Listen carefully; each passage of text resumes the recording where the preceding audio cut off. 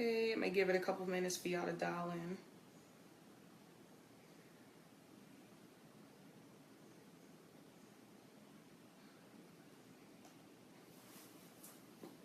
Just gonna wait a couple more minutes.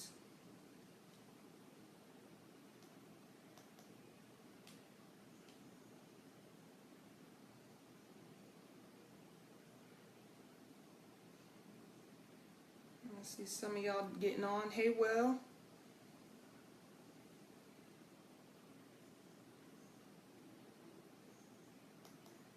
Couple more minutes here, and then we'll get started.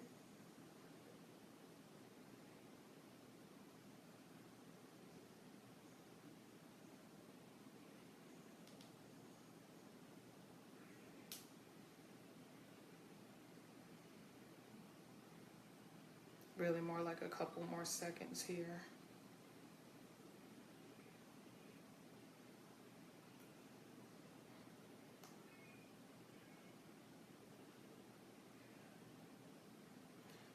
All right, let me pull up this stuff here. All right, I'm gonna go ahead and get started. So, hey Team DSF, this is your girl Tanaya-Marcia Silhouette, and this is your Team DSF weekly business training. Bua. Yeah, thanks, Will. It was a gift from a very special friend of mine. Really cool artist himself. So this week we're going to discuss a topic that was requested by a business partner of mine, a personally enrolled business partner of mine. And this week's topic is on databasing. So I'm going to go over, what databasing is and some tools that you guys can take with you to learn how to database better and get your business going. So long story short, what is databasing? Databasing is basically, as a network marketer, you do not make money unless you find customers and business partners to bring into your organization. The way that you find those customers and business partners is going through your database. Your database is basically anybody that you come across in your life that is not you. You're already in the business, and anybody else who's not in the business that is in your network of people that you know, that you meet, that you come across, that you will meet. Those are all people in your database. Some people's databases bleed over, so if you bring in business partners that know a lot of the same people as you, it's usually recommended that you guys work as a team on that, join under each other's organization so that when you bring in new people that you both benefit. When you find prospects who are not tied to any of your business partners' database, that's great, because now you're connecting to those people and making your database bigger. And we always say, if you don't talk to your people, someone else is eventually going to find your database. Someone else is eventually going to bleed over into your database and grab that prospect, make them a customer or a business partner, and then they will get that money in their organization instead of you. So what we aim to do is to contact as many people in our database as possible so that we can be the ones to benefit from that personally, as well as the person that we're bringing in. They can benefit as well by getting a great product or service, and or possibly launching their own businesses as a business partner of yours and making money along with you. That's the goal in network marketing. So how do you do that? You have to learn how to database. You have to learn how to go through all of the people that you know, write them down on your list of your list of prospects, and then schedule a time when you're going to contact them to share your business opportunity. So how do you database? How do you go through all of your people? It may sound very overwhelming. There's a lot of people that are new that will say, well, I don't know a lot of people. Or so they think, because maybe they don't have a lot of friends that they talk to on a regular basis or whatever. The great thing about this day and age is that most people have social media accounts. Most people have cell phones. Most people have something that they do during the day outside of network marketing, whether that's a 9-to-5 or a hobby, school, your own college or your children's school, or anything that allows you to talk to people. I mean, even if you don't do any of what I just said, you got to go to the store to get groceries at some point. Those people are your database because you're coming across them every day. When you go to the doctor, when you go run errands, when you do anything, those people that you interact with are part of your database because you're doing something with them that nobody else is doing at the moment. And so you're able to touch them and make an impression on them and possibly start a conversation with them that will lead to an invite that nobody else can do until it is their time to make contact with that person, if they ever make contact with that person, because obviously there are billions of people in the world. We're not going to meet everyone. So let's keep it simple. How do you go through your database? The first thing that you do is start with your hot market. Your hot market is the people that you talk to on a regular basis, like almost every day. You know, that can be your immediate family and friends, your spouse, your children if they're of age, you know, and I say that because most network marketing companies, to join as a business partner, you have to be 18 or older. But your children even can be customers of you, depending on what product or service you're selling. But to keep it simple, your children, your immediate family, your spouse, your, hey Lance, hey Roderick, your best friends, you know, your immediate close circle, your tight circle, the people that you talk to, like I said, almost every week or more. That is your hot market. You write those people down and don't worry about what they're going to think. Okay. Just get your piece of paper out, get a pen and just write down those people, your hot market. Just write down everybody that you can think of that falls into that category of people that you interact with on a regular basis, period.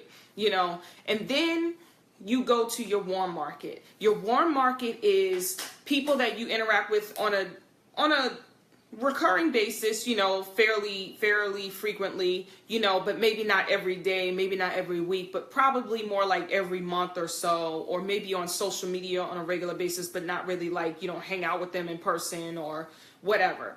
Those are your warm market. Those could be, you know, people at work that, you know, you're not friends with them, but you talk to them at work or whatever, and you know, it's whatever, but they might not know everything that's going on in your life. Those could be people that you see at maybe like PTA meetings, or, you know, people that you talk to, like I said, on Facebook or social media. Every once in a blue moon, you check on them, what's going on with them, you like their statuses, whatever. And then, you know, just friends that maybe you used to be cool with them or closer, but maybe you moved away and you guys don't talk on a regular basis, but every holiday you talk to them. So it's kind of like, hey, how you doing? I know you. We're going to eventually speak, just not frequently as much as my hot market. Those are your warm market. You probably have a lot more of those people because they just come and go throughout your life, especially the older you get, you know. Write those people down. Okay, in your warm market section, just write their names down. I didn't say prejudge them. I didn't say think about anything other than what is their name or what is the thing that describes them. If you don't remember the name, put down the guy that I always say hi to at the grocery store on a Thursday when I go and get the fresh fruit because the fruit comes in on a Thursday. If you talk to him like that, go write his name down. You know, you have a rapport with that person, write that information down. You know when you're looking at the list what that person means to you, so write them down. Okay, then the next group, which you're probably not going to know this yet, but they are your cold market. Those are people that you have not met yet. Those are strangers. Those are people who are going to find you and you're going to find them in the future. And this is as you get more comfortable with everything, and or depending on how you want to share your opportunity. These are people that are strangers that you probably meet on social media. If you have like a Facebook business page, for example, a professional page, not just a personal one, and you're sharing your opportunity and you're building that up, and maybe you paid for ads, or you're, you know, promoting your events and everything, and there are strangers that like your page or go and like your posts and they inquire about what it is, this opportunity is that you're talking about. Those are your cold market. People that they're not in your life. They are just strangers asking you what's going on, or you're reaching out to them because you're targeting them because they fit a certain demographic in your ad campaign, and you end up coming across them. They're also strangers that you might talk to in the grocery store, not the guy that you talk to every Thursday, you know, when you get your fruit, but a random stranger in the line that's standing in front of you that you spark up a conversation with and you start connecting with. That would be considered your cold market. Or somebody that you meet at the casino who sparks up conversation with you at the bar or whatever. Just some random person, somebody you meet at a networking event. that you would have never come across. They're not your friend, but they're there, they're business minded, and you guys spark up a conversation, you start connecting, they share their business opportunity with you, you do the same, they're your cold market. So strangers, okay? Write those people down as it happens. And once again, put their name down and put something that you remember of them, because you don't know them yet, right? So you're probably going to put their name down, put their number or their contact information in some type of way to remember who they are, like, you know, the guy with the funny hat or whatever, or the guy I met at this event on this day. However way you need to remember that person, but really just get their contact information as that happens. Those are the different, those are the different categories that your market is part of. So now that you have those names, right? Now that you have those categories, how do you find more people? Where do you go look? Okay. There's different ways to do it. Like I said, the best place to do is off your memory. Okay, like I said, I just listed the different markets, and I hope when I listed your hot market, you automatically started thinking of people in your hot market, warm market, cold market, etc. Your memory is the best way for you to find out. Now, if you need to jog your memory, there are network marketing professionals like Eric Worre and others who have developed really cool memory joggers. You can get them. You can Google a memory jogger online, and it'll pop up and it'll show you different things that you think of. Like, it'll have a list of categories and names and phrases that you can think of to spark your memory. Like, to think about, okay, like it'll say grocery store, or people that you met at, you know, a PTA event, or it'll say people you know at work, or it'll say people that you know, like all those places I just mentioned. There's a whole list of memory jogger items that you can go through to jog your memory and say, hey, that's right, I do know 5 people at the PTA meeting that I talk to on a monthly basis. I can reach out to them. That's the lady with the big dress all the time, and then there's the lady with the blonde hair, and then there's Jan over here, and then there's, you know, Tommy, who's the single father, and that's how I connected with him. Like, however way you remember them, write them down, okay? You just found new people there. Now, another way to get contacts and prospects and put them into your database in the different categories that I just mentioned thus far is to go through your phone and your contacts list. Like I said, a lot of people, when they first join a business, for some reason they assume, oh, I don't know a lot of people, because as you're adding people to your phone book, you probably aren't deleting them out of your phone book. Well, guess what? Go through your phone book and look at what's in there.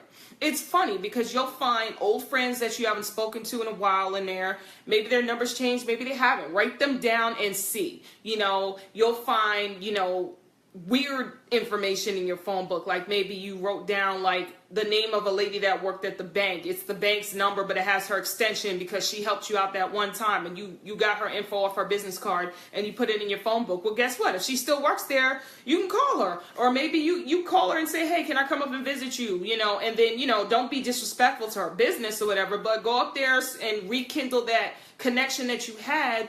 And then if everything goes well, maybe you guys can exchange personal information, and then you can talk to her that time. You know, check on her, see how she's doing. Maybe she's looking for a way out of her situation at the bank. Who knows? Write those names down. Go through your contacts list. And like I said, right now we're not prejudging and trying to figure out, oh, I don't think this person wants this. That's not for you to decide.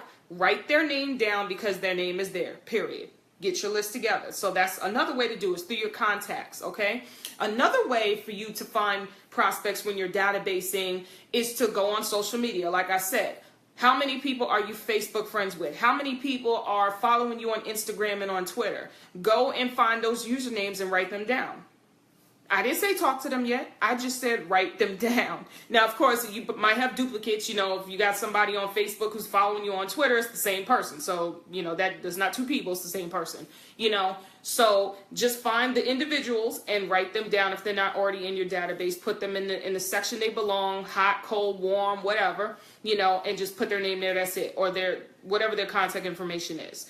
Another way besides social media is, like I said, well, in addition to your personal pages, like I said, when you create your business page, you will have people that will like your page who are not personally friends of you, cold prospects. Write their information down. It'll link to their personal profile.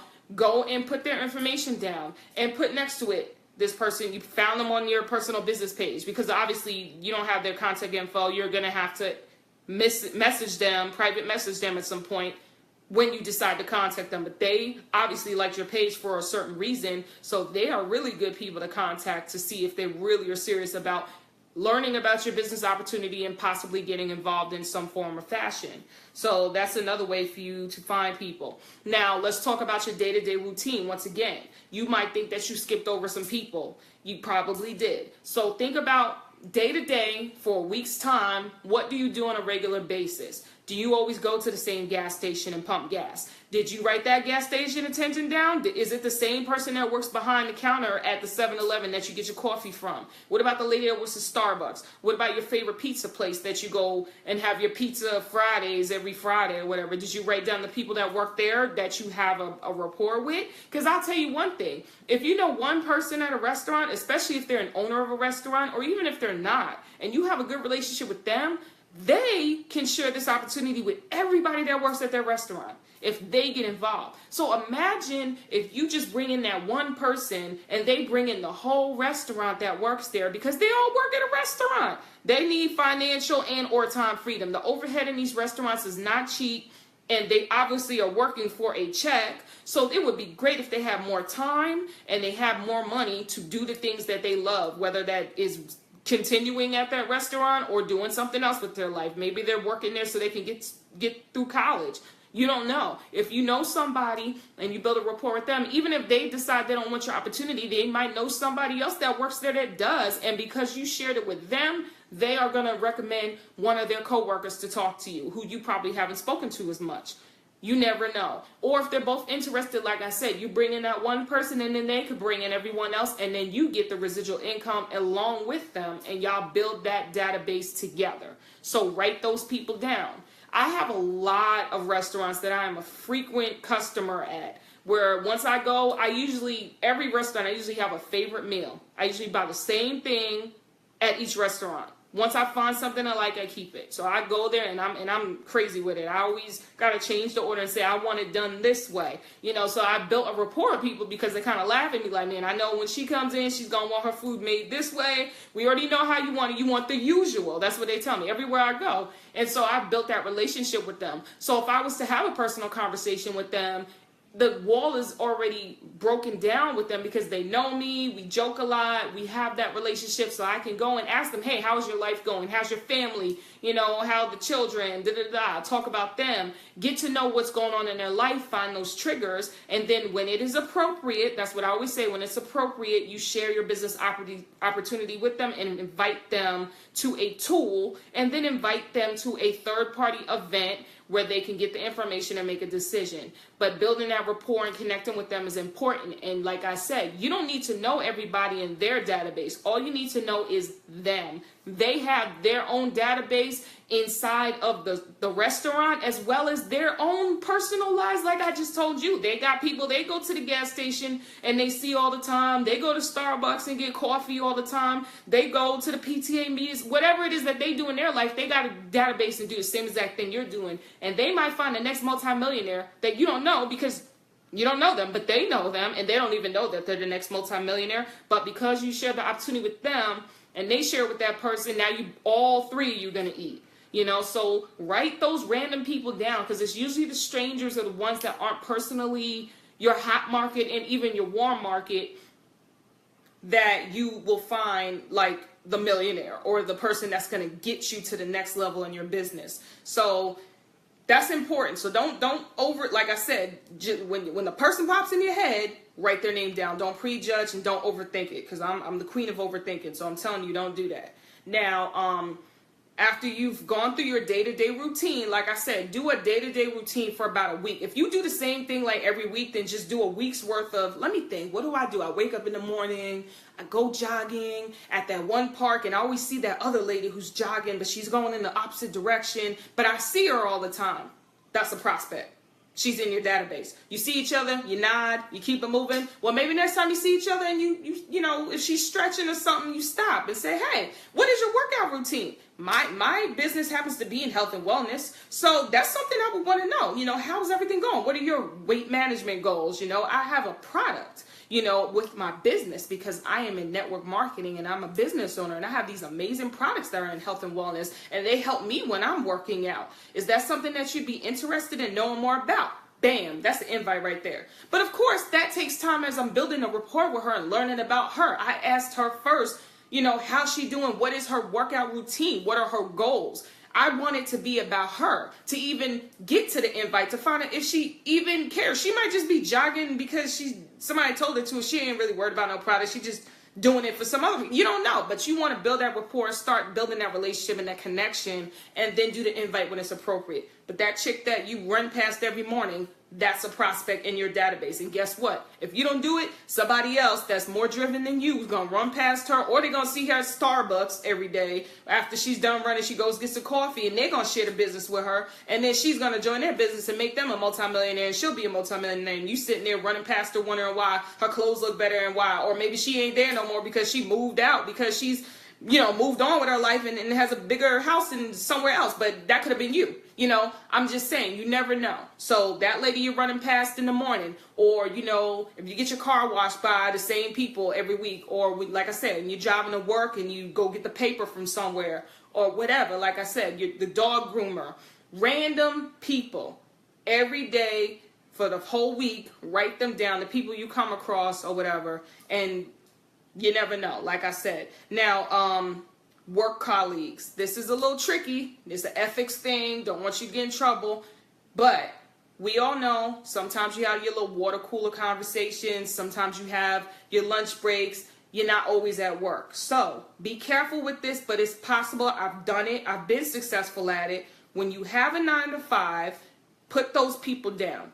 Everybody that you come across, and when it's appropriate, just spark up a regular conversation. You got to be genuine with this. Like I said, if you looked at my training and you know I talk about connecting versus the invite doesn't happen until appropriately, when it's appropriate, okay? So just connect with these people and see where it goes. Sometimes the connection goes nowhere and you never get to the invite, but at least you did it. At least you know. If it's not high noon for them, if it's not the right time to even get them to the invite, then don't do the invite. But write them down in your database so you can at least start the connection. The connection takes time and it's ongoing and it's forever. Because if they do join your organization as a lifetime customer or as a business partner who is also a lifetime customer, you're going to talk to them forever.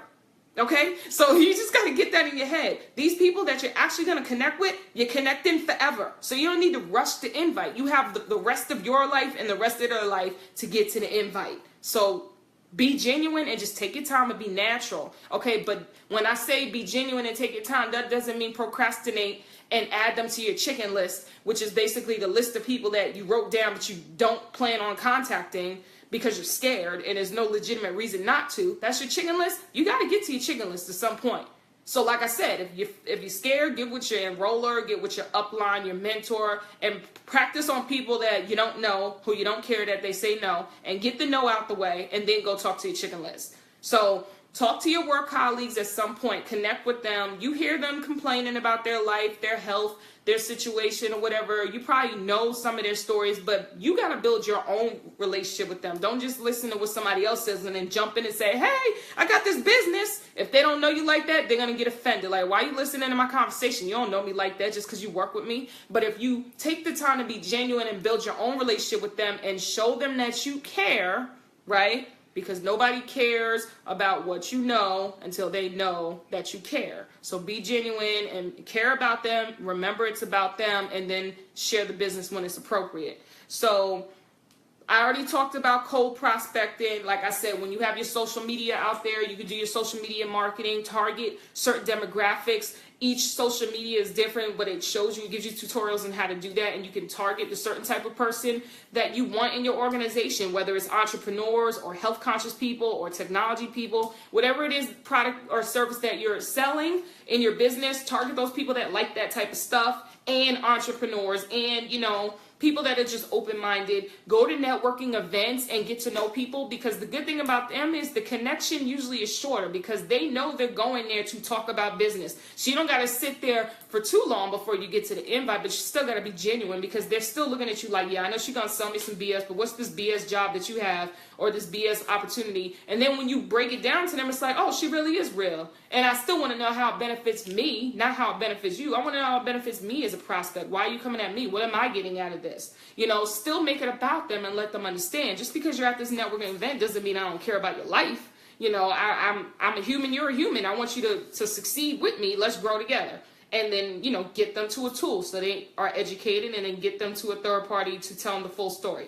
So cold prospecting is, like I said, it depending on the type of person you are, to me, I think it's easier than warm prospects, because there's no emotions involved outside of, I want you to be safe as a human, but I'm not really upset if you say no to me. Some people think cold prospecting is hard because they don't know these people and they're afraid of them. You know, they think that it's easier for them if they already have a rapport with someone. Whichever way works for you, get with your mentor. They've dealt with both. They can tell you which direction to go with that. So, but the bottom line is, when you meet those people at those events, write their name down. That's part of your database now. And once again, those people, you need to write down, because they're looking for something. And if you don't get them, somebody else is going to get them. They're going to take their money. And you can only invest in so many different businesses and have time for all of them. So they're not going to jump into everything. So those are the people that you want. Now, I know I got like 4 minutes left. So what do you do after you create your list? Like I said, you got your hot market, your cold market, and your warm market. What you need to do is have events already scheduled. I talked about event planning tips. We talked about launch calls. You need to have 10-minute calls set up for 3 different types of people. Now that you got your hot market, cold market, and warm market, you need to break them down into other categories. Break them down into people that you assume, or that you think, based on your connection with them, are they going to be a supporter? Are they going to be a business partner of mine? Or are they going to be just somebody that wants the product or service I'm selling? You know, that you're not going to really know yet until you start connecting with them, until you start doing the invite with them. Once you start doing that, you can put them in the category that you feel is appropriate to them. Each type of those categories is still going to give you the full menu of what your opportunity is, but the way that your advisor who's presenting on the event sends it to them is going to be different. The way that they explain it to them is differently. So you're still going to share the whole opportunity with them, but it's going to come in a different form. So you need to figure out, okay, I'm targeting health conscious people. They're probably just going to be customers, but they might be business partners. You don't know. But when you're doing your events and figuring out what event am I going to invite them to, after they've seen a tool and I've connected with them and they've expressed more interest, they're going to tell me what it is they want. I want more of the opportunity. I want more of the products or services, or I just want to support you in whatever way I can. Whatever way that is, then you put them in that category, and then that is the third party event that you invite them to, because that is the best way to get their answers, their questions answered, and resolve their concerns so they can come to a decision. So that's very important. So after you've done that, and after they've gone to their third party event, you really need to make sure you follow up with them and find out, hey, have all your concerns been resolved? Have you come to a decision? If not, how can I help you come to a decision? Do you need more time? Do you need more education on a specific topic? What it is. Remember, this is about them. That's what you do. You always move them around in your database to the category that they belong, so that you can resolve their concerns and get them to a decision. And if their decision is yes, you get them to the next step. Either send them a link to your website to buy product, send them a link to your website to enroll as a business partner, or you put them in the rotation, ask them if you have permission to keep them in the loop on things if it's not the right time for them.